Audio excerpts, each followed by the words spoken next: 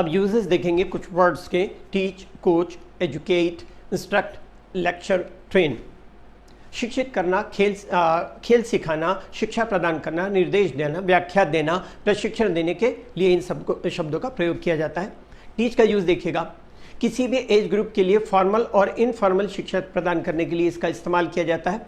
यह शिक्षा academic subject या प्रैक्टिकल स्किल पर हो सकती है, जैसे she taught me how to swim, उसने मुझे तैरना सिखाया।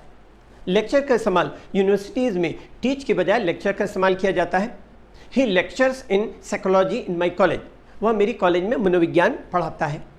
एजुकेट का इस्तेमाल खास करके स्कूल और यूनिवर्सिटी की फॉर्मल एजुकेशन पद्धति द्वारा बच्चों को ओवरऑल ज्ञान और बुद्धि विकास के संदर्भ में किया जाता है, जैसे I was educated in a famous private school, मुझे एक प्रसिद्ध निजी स्कूल में शिक्षा दी गई।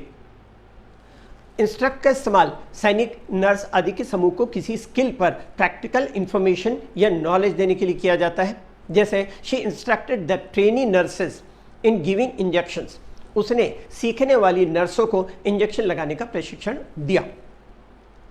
आगे देखिएगा, ट्रेन, TRAIN, इसका अर्थ होता है किसी स्किल को हासिल करने के लिए आवश्यक प्रशिक्षण या प्रैक्टिस प्रदान करना, जैसे he is training the horse for the Olympic, वह ओलंपिक के लिए घोड़े को प्रशिक्षित कर रहा है।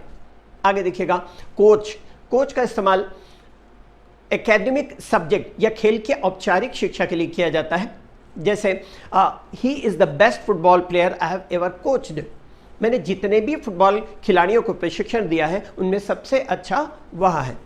She coaches some of the local children in maths, वह कुछ स्थानीय बच्चों को गणित सिखाती है।